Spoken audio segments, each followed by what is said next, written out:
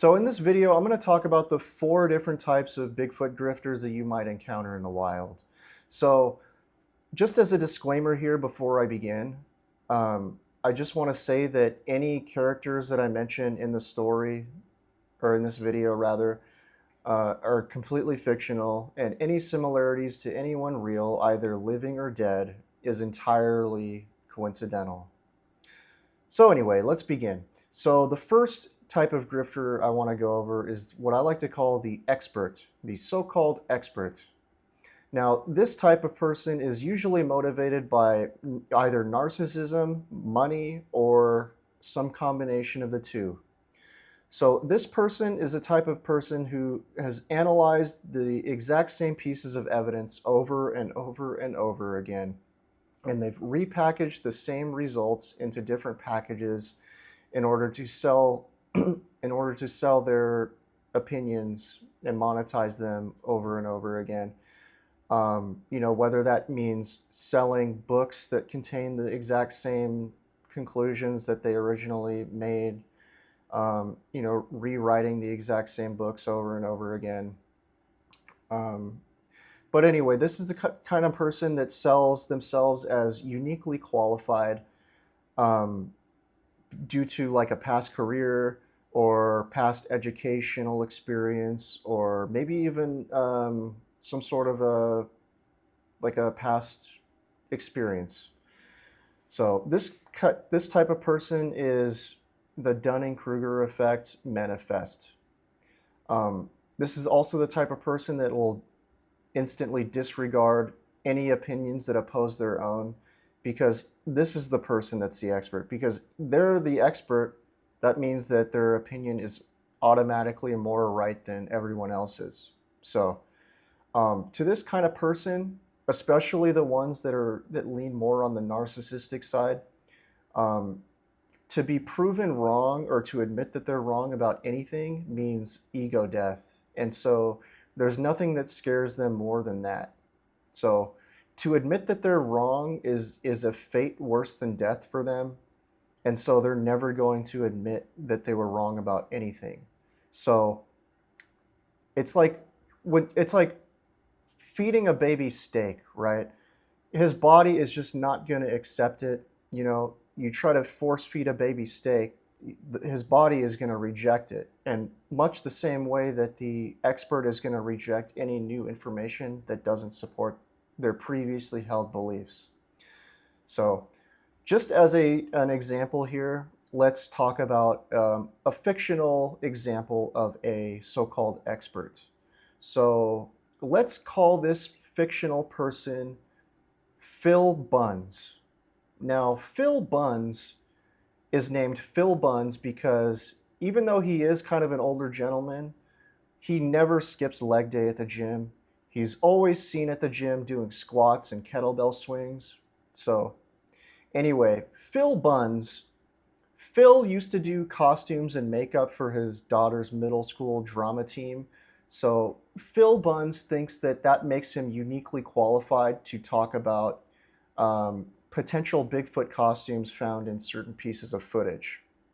And so when Phil Buns sees Bigfoot footage, he can automatically tell what's real and what's fake. So what Phil Buns has done over the past several decades is talk about the Patterson-Gimlin film in particular. And so what Phil Buns did is he drew some 2D lines on top of the footage to measure out the arms and legs. And he's come to the conclusion that, aha, there is no way for this to be a man in a suit because the arms and the legs are off, like the limb proportions are off. Now, Phil Buns, if he was an expert, would be able to know that you can't just draw a 2D line over their arms and legs and call that a valid measurement, because he didn't take into consideration the camera angle, the lens size of the camera, and the distance between the camera and the subject, which all affects perceived limb proportions. But to Phil Buns, that doesn't matter, right? He's an expert, and he's not going to listen to that kind of reason. So Phil Buns is the type of guy that, he rejects any new evidence that runs contrary to his long-held belief. and he's a gold medal mental gymnast. So, anyway, I hope that gives you a good example of a expert. So, moving on to the next archetype of a Bigfoot grifter is what I like to call the story merchant. Now, the story merchant, this type of person is motivated mostly by money and laziness, but mostly laziness because they want to make money, but they don't want to do it by actually having to put on pants and go outside. So what they do is they make a Bigfoot related show where people call in and tell their stories. And they pretend to care about the so-called community deeply, because they give a platform and a safe space to all these Sasquatch witnesses. And this type of person will never question or push back on any guest, at least publicly, because that would be bad for the show, right? If the host is hostile or perceived hostile to any of the guests. So they come off as very passive usually, and they don't push back against any of the most ridiculous shit that the guests say. So that's the story merchant in a nutshell. They're mostly motivated by their own laziness, but they still want to make money doing it. So let's give a fictional example of a so-called story merchant. So in today's fictional story merchant example, let's come up with a character named Les Gerber. Now, Les Gerber, we're going to call him Les Gerber because he's famous for being able to fuck up an entire case of baby food in a single sitting. So Les Gerber, he used to be an ice cream truck driver. Now, Les Gerber found out that, hey, being an ice cream truck driver kind of sucks. And, these gas prices are really high.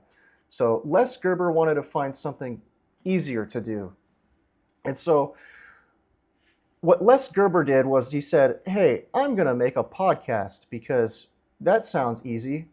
And so what Les Gerber did is he decided, hey, I'm going to make a podcast. But Les Gerber is a little lazy, right? He doesn't want to actually come up with different episode ideas from week after week.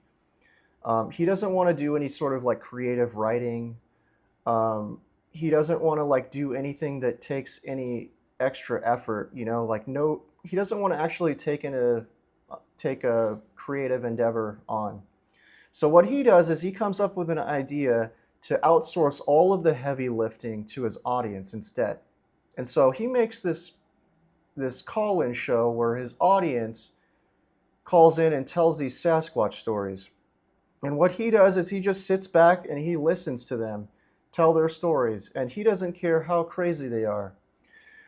He never pushes back against them. He mutes his microphone for most of the show and barely says anything. And people praise him and they say, wow, he's a really good interviewer because he doesn't actually interrupt his guests. He doesn't talk over them or anything like that. So what happens is people praise him for his humility, but what they're doing is they're mistaking his own laziness and apathy for humility. Les doesn't actually want to do any work. He just wants to sit back, mute his microphone, and let his guests do all of the work for him. So that's what Les did. And now Les is making thousands of dollars every month by charging membership fees for his podcast, and so that his fans can get extra shows. So that is the story merchant in a nutshell. So the third type of Bigfoot grifter that I'm going to go over today is what I like to call the entrepreneur. So the entrepreneur is motivated almost exclusively by money. You could put in some other factors in there as well, but it's usually exclusively money. They don't really care if Bigfoot is real or not, as long as they can make a quick buck.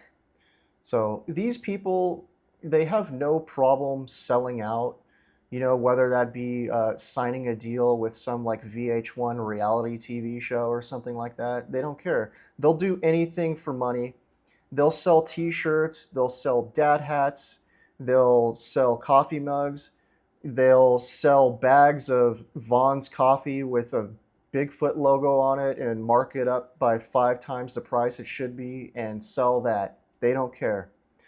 So that's what a Bigfoot grifting entrepreneur type is. So what I'm going to do now is I'm going to come up with a fictional character example just to show you what it looks like in the real world. So let's go with the name Mike Moneygrubber. Now, Mike Moneygrubber, he's named Mike Moneygrubber because one time he snatched a $5 bill out of the jaws of an alligator down in Georgia when he was out squatching. So Mike is the CEO of the BFRE. Now, the BFRE is the Bigfoot Research Empire. Now, the BFRE is entirely run by unpaid volunteers, right? But the odd thing about it is that the BFRE charges hundreds or even thousands of dollars for these guided tours, these like guided Bigfoot expeditions and stuff like that. And nobody knows where all of this money is actually going because all of these people are unpaid. You know, all of these Bigfoot researchers that work for him don't actually make a salary. So the mystery is, where is all of this money going? Nobody knows. So nobody actually knows if Mike Moneygrubber actually believes what he says. But one thing is for sure is that if they ever actually do find Bigfoot, his entire business model is going under. And he's going to go out of business instantly if they ever find Bigfoot. So logically speaking, it seems like Mike Moneygrubber probably wants to keep the mystery alive rather than actually solve it. So anyway, the fourth archetype of Bigfoot grifter that I'm going to talk about today is what I like to call the chosen one. Now, the chosen one, this type of person is motivated mostly by a combination of narcissism and mental illness. So this is the kind of person that sees Bigfoot more often than they see their own family. You know, they always talk about how Bigfoot came up to their back door and they handed it a plate of spaghetti and let it walk back out into the woods, out in the back of their house. And they know exactly where Bigfoot is because, you know, they and Bigfoot are best bros. And they have this special relationship with Bigfoot, right? And, you know, even Bigfoot believers, most Bigfoot believers will not believe the chosen one type. You know, if Bigfoot believers and Bigfoot skeptics can agree on one thing, it's usually that the chosen one is lying. They're just straight up BS artists. They're either that or they're some sort of a compulsive liar. And this type of person, they constantly deflect criticism. And they quite often, they'll heavily defer to, you know, Native Americans like they're this uniform block of people that all believe the same thing, and that, you know, they're more infallible than the average human or like the rest of humanity, right? So what they'll do is they'll make a crazy claim about Bigfoot, and if you criticize them, they'll pull in a metaphorical Native American and hold them in front and say, hey, if you want to attack me, you got to attack the Native Americans. So yeah, it's like they'll hide behind Native Americans, you know, and it's a little bit disgusting and off-putting to most people. And nobody takes these types of people seriously. Even most of the people who actually believe in Bigfoot will take a step back and say, whoa, buddy, I don't know about that. So anyway, let's go with a fictionalized characterization of a chosen one. So let's go with the character name Rod Sitting. Now, Rod Sitting gets his name because every time he stands up, everyone just tells him to sit back down, right? So Rod Sitting is famous mostly for some footage he took of an Ewok mask that he put behind some foliage and zoomed in on really close. And most people were just blown away by how obvious it was, but he can't understand why nobody believes him and why nobody takes him serial. He's like Al Gore from that South Park episode with Man Bear Pig, right? Um, People tend to feel sorry for him because maybe he doesn't have any friends and he's engaging in this kind of behavior just for attention and so that people will finally take him serial. Um, and what he'll do is he'll try to reach out to experts and he'll try to latch on to experts or anybody who will listen to him or collaborate with him in any way to make documentaries, go out on expeditions, that sort of thing. And what he'll do is that he's kind of a compulsive liar. So anyone who sticks with him for too long is going to notice this and start to distance themselves away from him. And he doesn't understand why nobody accepts him for who he is, even though he's a compulsive liar and he's generally an embarrassment to the entire subject. So, anyway, those are the 4 different Bigfoot grifting archetypes. I hope this helped. Um, Please take it to heart because knowing this information could save your life. Anyway, that's about all for today.